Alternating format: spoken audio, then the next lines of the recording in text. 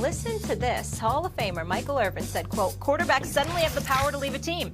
But that also means they have the power to come to a team. Russell Wilson wants Dak's chair. Hey now. Stephen A. Yeah. Should Russ want to play in Seattle? Should he want to play in Seattle? Is that what you asked? Mm-hmm. No, he should not. If you read the reports and the things that have been said emanating out of Seattle, Pete Carroll, one of his sons is gone. The other one of his sons is a wide receivers coach. Obviously Russell Wilson reportedly is one of the people who feels like you can't tell them anything. That's not what we've heard about Pete Carroll. We know Pete Carroll to be a national champion as a collegiate coach. We know him to be a Super Bowl champion as a head coach. We know that he knows football, and we know that he's an exceptional coach who's done an exceptional job. But in the same breath, we always assumed that he was a player's coach per se, and that doesn't appear to be the case at this particular juncture. At this particular moment in time, Russell Wilson seems to be turned off by Pete Carroll and the Seattle Seahawks organization.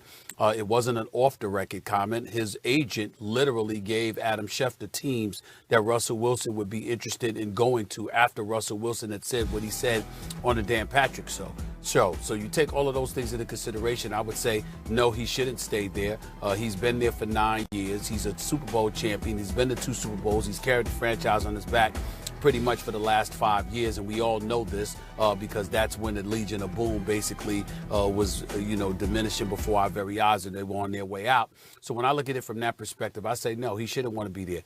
Russell Wilson should want to go to the Dallas Cowboys. What? Quote unquote. I mean, are you ready for this? Yes, the Dallas Cowboys. America's. You can't say that. You, Yes, of I all can. people, can't say the Cowboys. Well, yeah, I can once you listen to my reasons. I can say that once you hear my reasons. See, when you have to understand, Max Kellerman. First of all, one thing. I just told you he's a Super Bowl champion.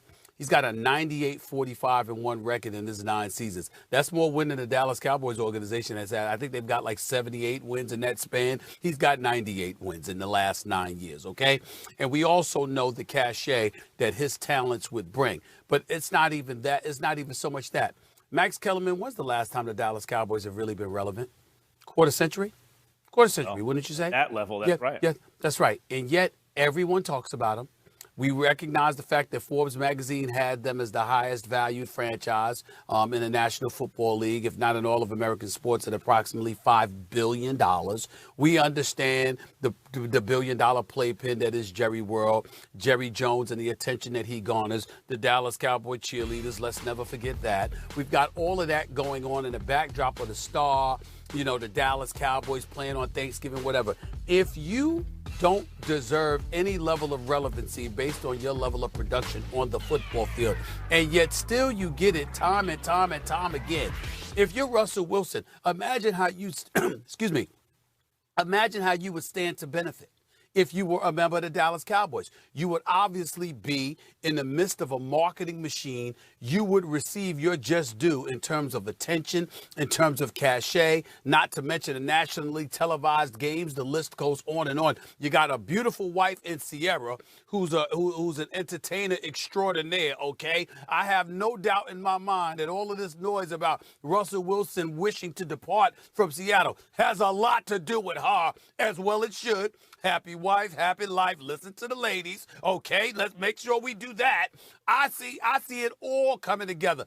If I were Russell Wilson, the ideal place for him to play, because he has nothing to prove. We know he's great, and we know he's going to continue to be great. And as a result of that reality, the bottom line is if you were playing for a team like the Dallas Cowboys with all the unwarranted attention they garner, he would actually make them relevant. He would actually make them, valid in terms of their attention and the notoriety that they receive. And I think that in that regard, that's what makes it a winning situation for him more so than anything else. That's why I mentioned the Dallas Cowboys. First of all, you have a right to say he shouldn't stay in Dallas, but you do not have a right to say, you don't even have a right to say he should go to Dallas. Saying he shouldn't stay in Seattle, I get for the reasons you outlined. I disagree. I'll get to that in a second. But the Dallas Cowboys, Stephen A., I thought a black cat was running around that franchise. I thought they were cursed. You bring it up. Their record is 20 games worse than Russell Wilson's record, right? But look at the quarterbacks who've played for them. Tony Romo and Dak Prescott. Now, is Russell Wilson better than those guys? Has he been over that time? He has been. To the tune of 2-3 games a season? No. He doesn't give you 2 to 3 games a season better than those guys. What this indicates, Stephen A. Smith, is that he's in a winning situation. He contributes a lot to it for sure.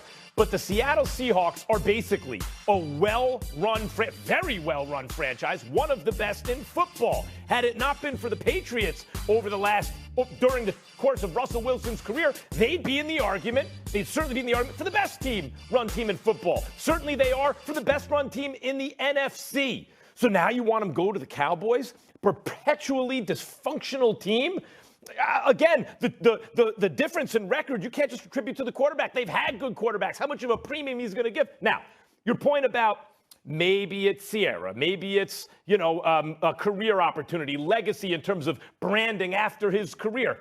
Point well taken. But is that more important to Russell Wilson than becoming great? You know what I think Russell Wilson wants? I think he wants to be the greatest of all time. Russell Wilson is insanely competitive. And if he were in a situation where year in and year out, you're hoping to be above 500, maybe you can win a playoff game, he'll be miserable. He may feel that that's the case in Seattle right now. And maybe in the last couple of years, it has felt that way. Well, they'll get to the playoffs and they'll lose because the O-line isn't good enough, or the O-line gets a little better now, the defense isn't good enough. But this is a double-digit win team year in and year out, and that's not all because of Russell Wilson. It's because it's a well-run franchise. Careful what you wish for. You made more sense last week when you said New Orleans. If Russell Wilson's like, New Orleans, I think they're ready to win now. You put me on that team, it'll get them over the top. I can't really argue. I might say, hey, you got a good thing going in Seattle. You've won a Super Bowl there. You got to another. You may win another one there. You're still in your prime. But I can't really argue against the Saints. But the Cowboys and Stephen A., if he's upset about getting hit too much, that offensive line ain't the same anymore in Dallas. I don't get the Cowboys at all. Came to Foles' defense after an up-and-down season in 2020, saying, quote, I respect the way he handled a lot of adversity this year, not just for himself in the quarterback room. He was a leader in the room as a starter or as a backup.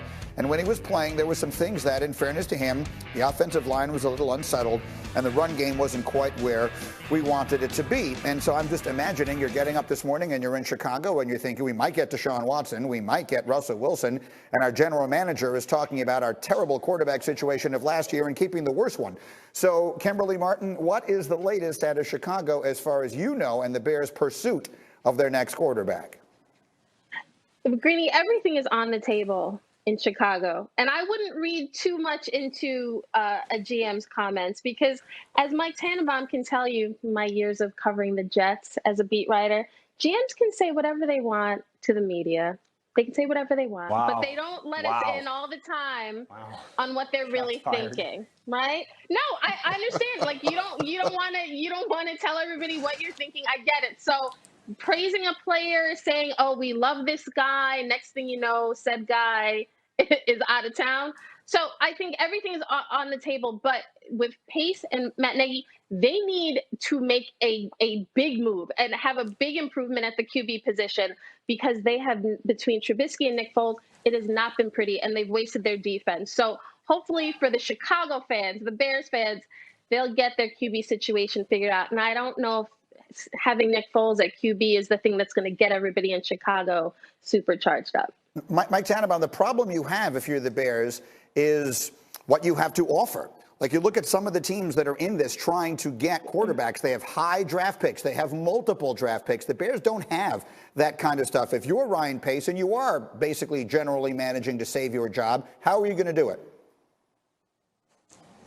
Well, I'm going to try to leverage everything I can for the future and tell the Seattle Seahawks, whoever you want on this team is available. Because if we have Russell Wilson, we create an aura of association. Let's just go to Tampa Bay a year ago.